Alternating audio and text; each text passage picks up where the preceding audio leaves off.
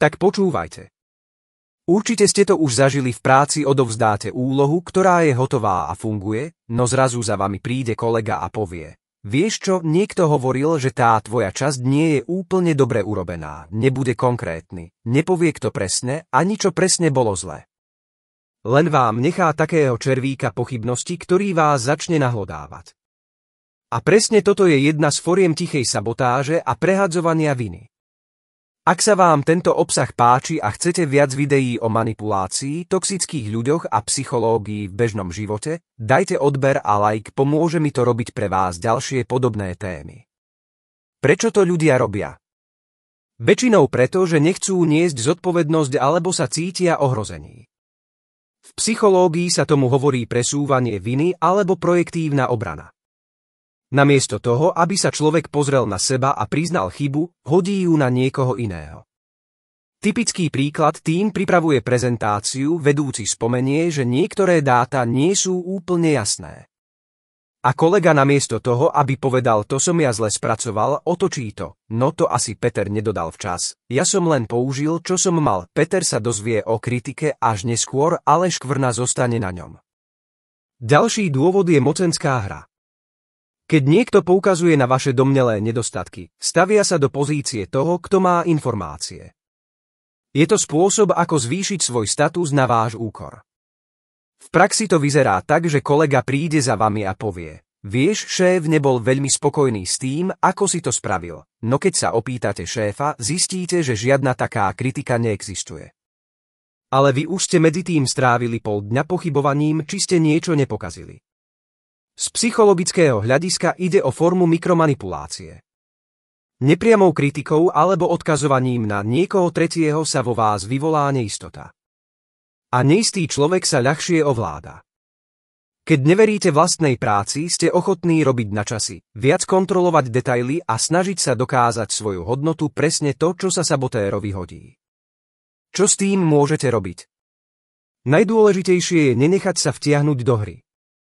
Ak vám niekto povie: niekto sa sťažoval na tvoju prácu, nepúšťajte sa do obhajoby.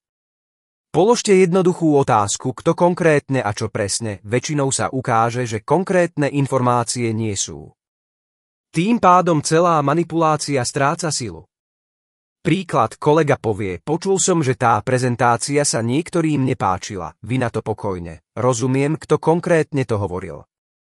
Môžem sa ho rovno opýtať, aby som vedel, čo mám vylepšiť. V 90% prípadov sa manipulátor stiahne, pretože nemá reálny zdroj, len potreboval zasadiť pochybnosť. Ďalšia technika, ako sa brániť, je držať sa faktov.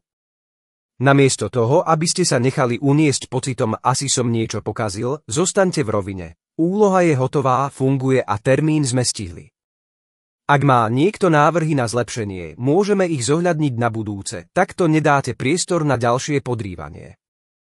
Zaujímavý je aj psychologický fenomén semienko pochybnosti. Keď vám niekto nasadí do hlavy, že vaša práca možno nie je dosť dobrá, mozog má tendenciu to prehrávať stále dokola. A práve preto sú tieto malé komentáre také nebezpečné. Nestačí ich len ignorovať, treba ich vedome pomenovať. Môžete si dokonca viesť poznámky, zapísať si, čo presne kto povedal a ako ste reagovali. To vám dá odstup a jasnejšie vidíte, či nejde o opakovaný vzorec správania. Existuje aj tzv. Triangulácia technika, kde niekto do konfliktu zapája tretiu osobu, aby sa vyhol priamemu rozhovoru. V práci to vyzerá napríklad takto: kolega vám nepovie priamo, že má výhrady, ale cez iného kolegu vám odkáže, že sa mu niečo nepáčilo. Cieľom nie je riešiť problém, ale vyvolať v tíme napätie. Obrana. Vždy choďte priamo k zdroju. Počul som, že máš výhrady k mojej práci, môžeme sa o tom porozprávať, tým prerežete manipulatívny reťazec. Netreba zabúdať ani na osobné hranice.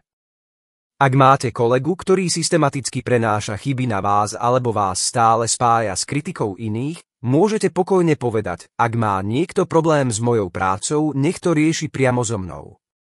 Nechcem to počúvať sprostredkovane, je to slušné, ale jasné nastavenie pravidiel. A ešte jedna vec: nedovoľte, aby vám tiché sabotáže nahlodali vlastné sebavedomie. Každý robí chyby, ale to neznamená, že musíte byť večne obrancom. Naučte sa rozlišovať medzi reálnou spätnou väzbou a manipulatívnym zasievaním pochybností. Reálna spätná väzba je konkrétna, dá sa podľa nej niečo zlepšiť a prichádza priamo od zdroja. Sabotáž je vágna, anonymná a zbytočne vás zaťažuje. Ak budete tieto princípy používať, ušetríte si množstvo energie a nervov. Pretože cieľom sabotáže nie je zlepšiť prácu, ale oslabiť vás. Ak sa vám toto rozprávanie páčilo, dajte odber a zdieľajte video s niekým, komu by mohlo pomôcť, možno práve on teraz rieši podobnú situáciu v práci.